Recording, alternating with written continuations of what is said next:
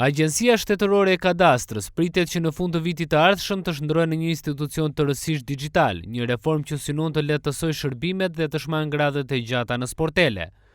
Por në Vlorë, ky proces po pritet me mendime të ndara nga qytetarët. Disa prej tyre shprehen skeptik duke theksuar se digitalizimi mund ta bëjë edhe më të vështirë marrjen e shërbimeve, sidomos për moshën e tretë që nuk është e familiarizuar me teknologjinë. Sipas tyre, mungesa e njohurive digjitale dhe ndihmës konkrete mund të kthejnë një pengesë serioze. Është të pritet që edhe kadastra të jetë një institucion online. Po pastaj. Si e shih? Nuk kemi besim.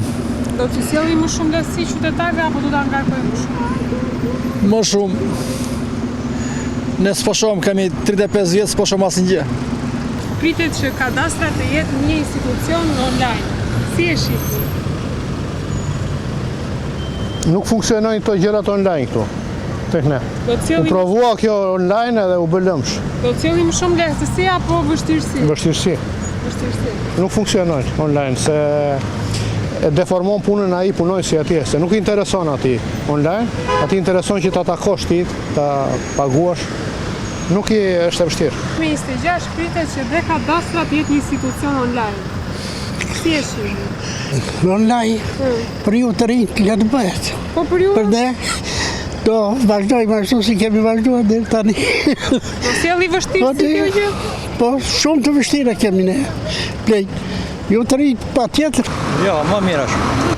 Tash ti, unë moj motër xhani me thënë drejtën, nuk para i ndjek këto gjëra, po që inshallah do zoti me fjalë që të bëhet ashtu si thua ti. Online do ju sjelli më shumë vështirësi apo lehtësi? Jo, më shumë lehtësi. Jo vështirësi. Ja shu i kam bërë dhe dokumentat e pensionit me online i kam bërë. Prandaj. Nga ana tjetër, qytetarë të tjerë shohin këtë hap si një rrugëzgjidhje të domosdoshme që do të sjellë më shumë transparencë, shpejtësi dhe më pak burokraci.